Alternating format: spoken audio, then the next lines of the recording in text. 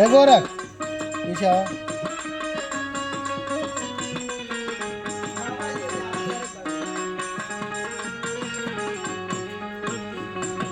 जा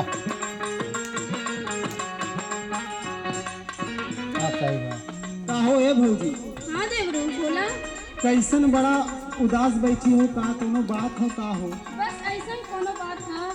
का हो तई बतावा हमें। तो सुना देवर बबुआ बताओ। बतावा।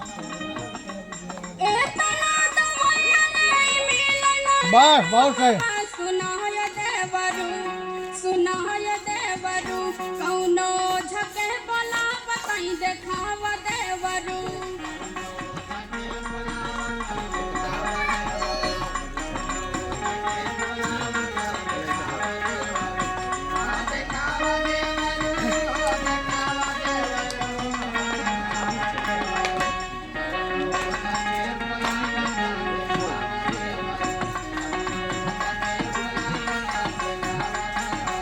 समझावा।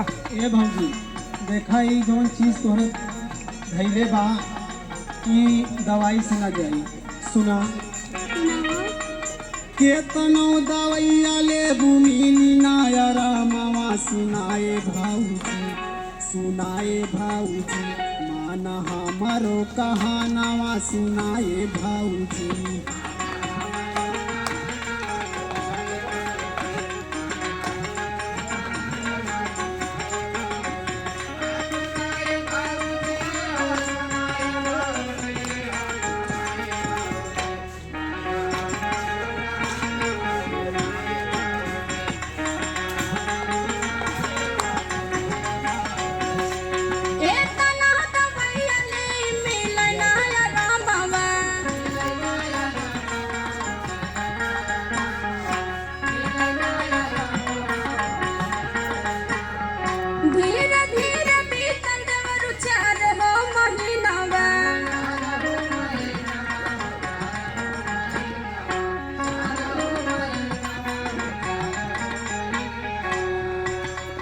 ए भौजी सुनावा।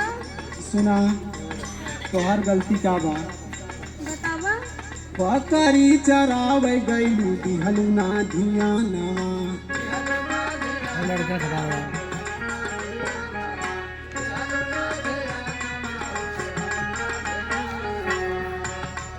नानी गईलू भौजी तीन पौली पर गरंतवा।